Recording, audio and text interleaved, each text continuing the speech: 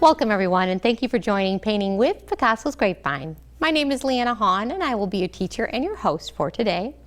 Today we're going to take a look at this really cute gingerbread man painting. He is adorable and he's kind of thinking about Christmas, and so are we. So we're going to take a look at doing this little guy. Really easy, not really three-dimensional, kind of one-dimensional, lots of swishy, low on the intimidation scale, so you should have a lot of fun with this at home. As always, we kind of start off with our inventory of what we're going to be using today. I have 3 paintbrushes with me. I have a number 12 filbert, a number 6 filbert, and a number 1 round. And for the paint colors, we are using acrylics, as always. I have some red, I've got some phthalo blue, I have white, black, I have a light green, I got some Venetian red, I have some burnt umber, and I have some burnt sienna. So we're going to do a little bit of mixing to kind of get the color that we're using on our little gingerbread. As always, we have a cup of water for washing off our little paint brushes, and I've got my dab rag for cleaning that off and kind of going back and forth. So we're using a 16 by 20 canvas, and we always kind of start off by taking a look at our painting and say, you know, what's first? Where do we start? Where do we go first? Where do we go next? So we're going to start on our background and kind of do some swishing.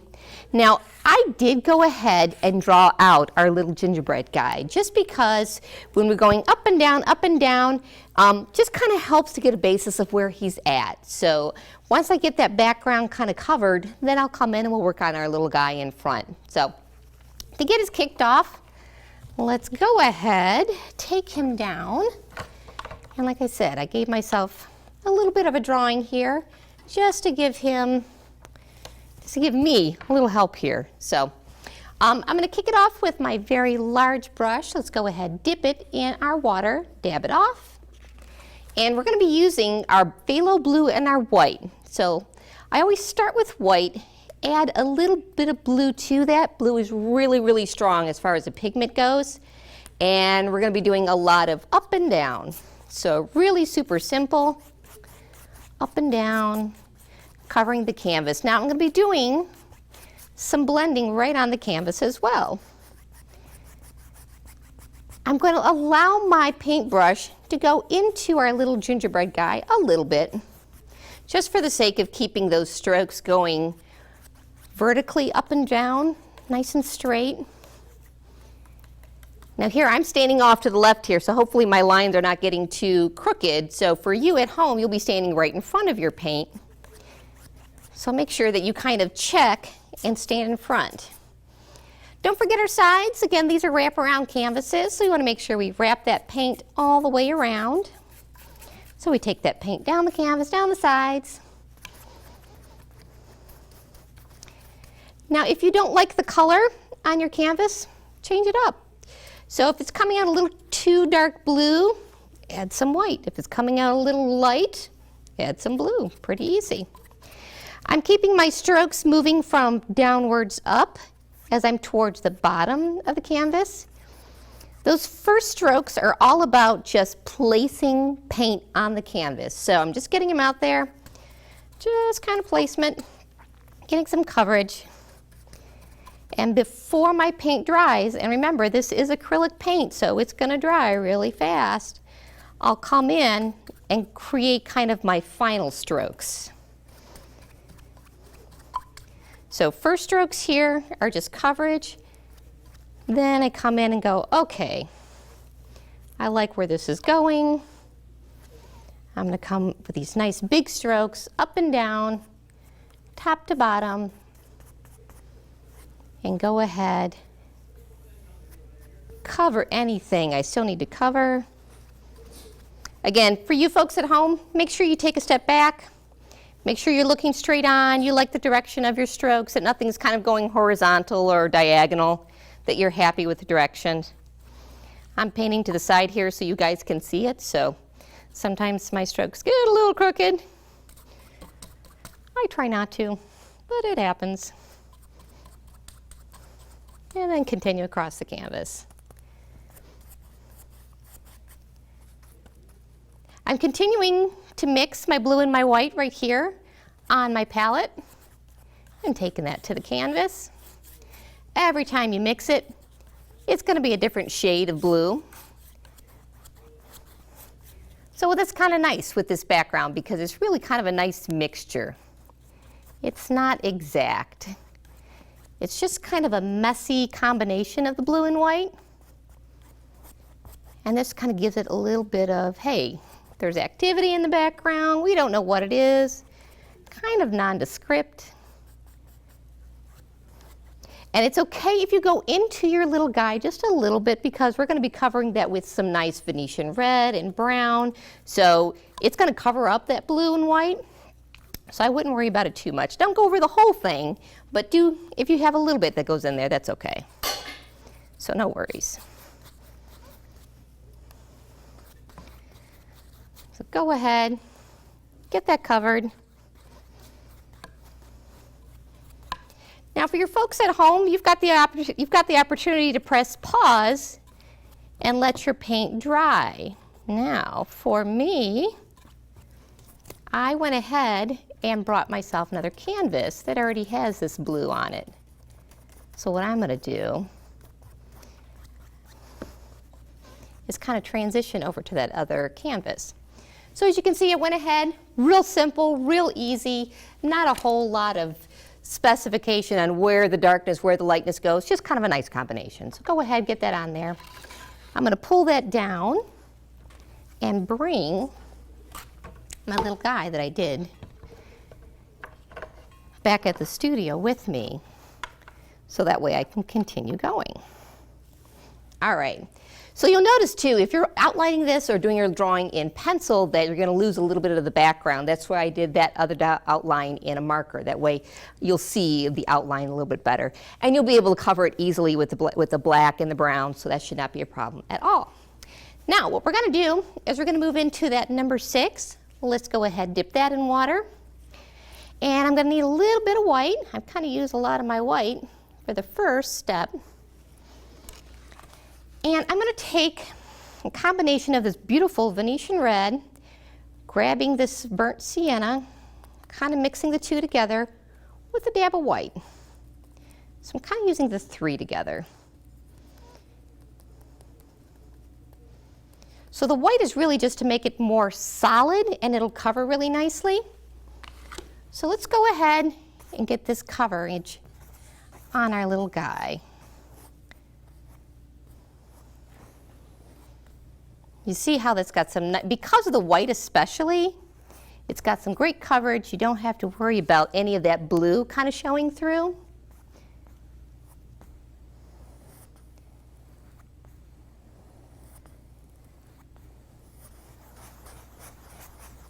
And then we just kind of swirl it in right here in the middle. Kind of get our little face covered in.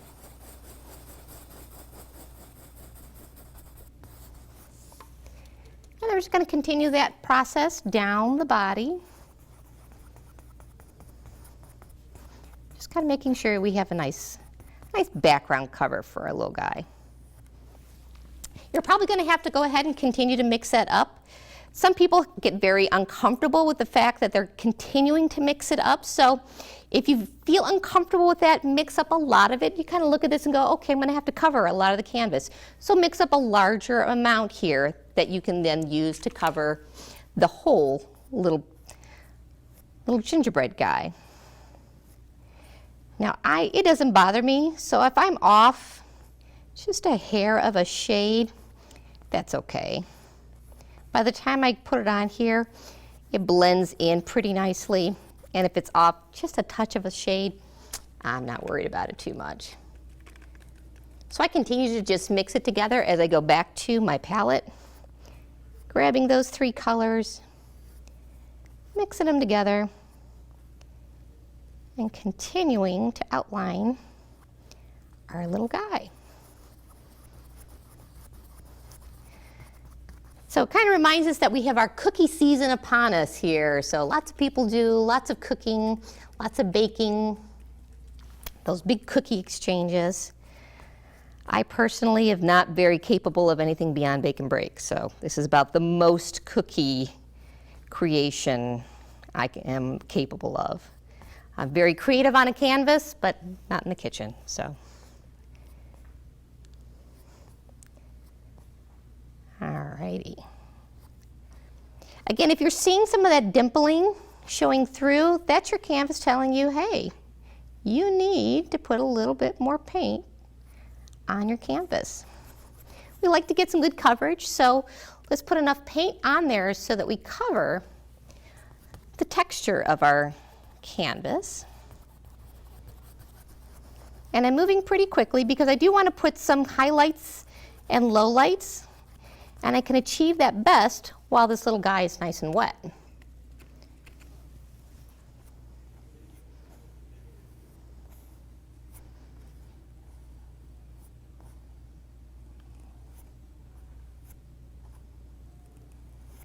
There we go.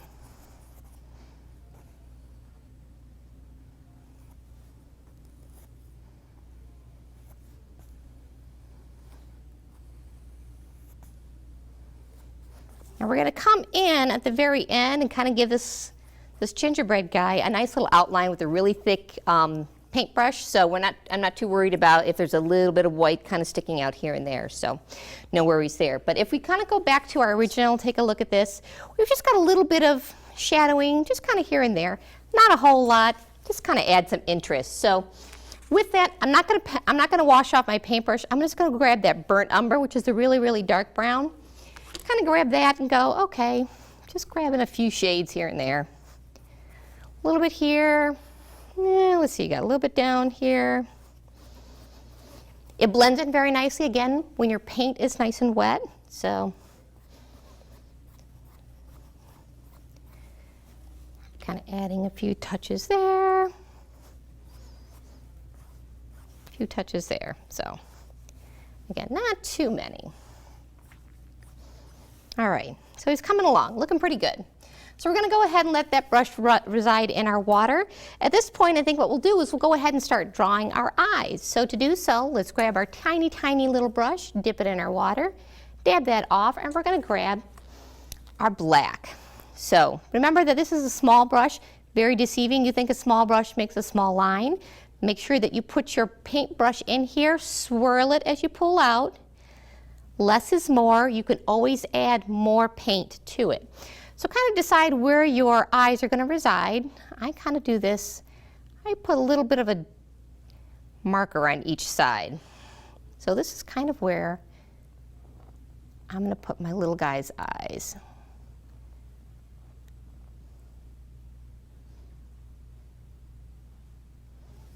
And it kind of, if I recall correctly, he's kind of got a crooked little smile.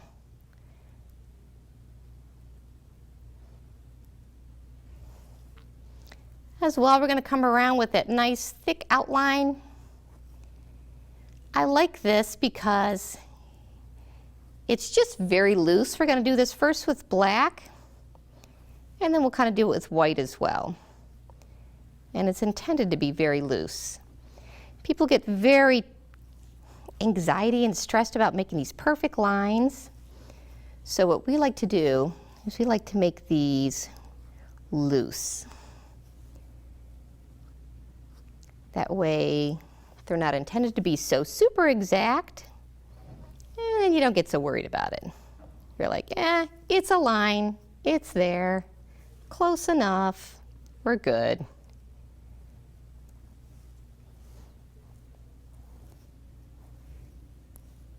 There you go. Okay, so now what I'm going to do is go ahead, wash off this brush, and I'm going to go grab some of that white and do that same thing right around the edge. So again, loosening up the lines. You'll notice too, because that paint is wet, it's going to mix in there really nice, kind of give you a little bit of a gray feel. That's cool.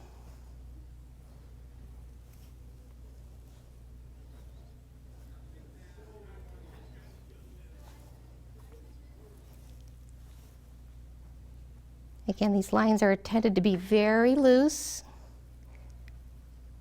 not exact, not super tight. So in the area, but not really hard. All right, so let's go ahead and wash this one off, and we're going to start adding a little bit of decorations. If I recall, this guy had some icing kind of right around here. So we've got some icing here, we've got some icing here. I think we had some double icing down here.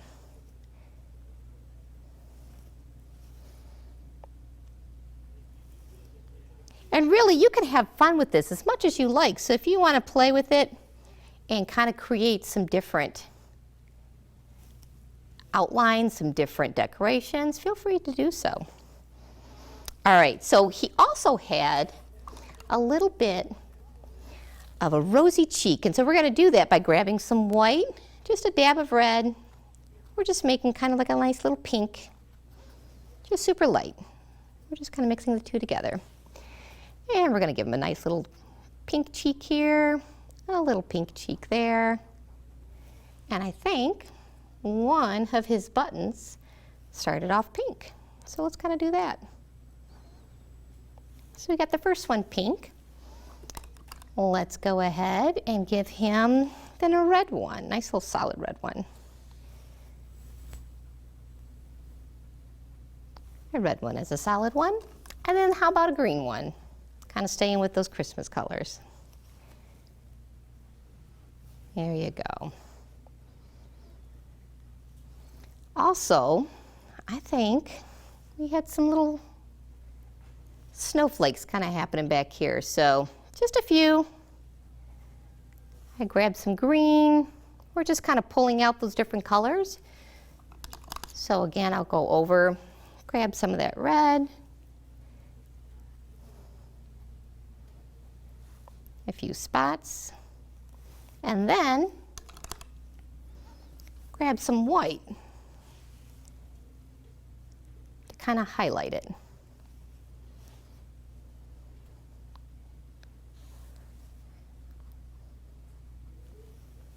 And our last one, right on top of the little red one. Very cute. Now, most important, don't forget, you have just made this wonderful creation. Don't forget to sign it. So typically, I see people do this on the bottom right, bottom left. You can do it as your name, as your initials. I will go ahead and put my name out here. Wonderful. All right, I think you're ready for the holidays. At least you got one cookie done. Again, that's about all the cookies I'm going to get done. Hopefully you have picked something up, you have enjoyed this show, and maybe we've inspired you to actually try some of this painting at home. If you'd like to learn more about how to do these types of paintings, do send us an email to info@picassosgrapevine.com. Thank you for joining us.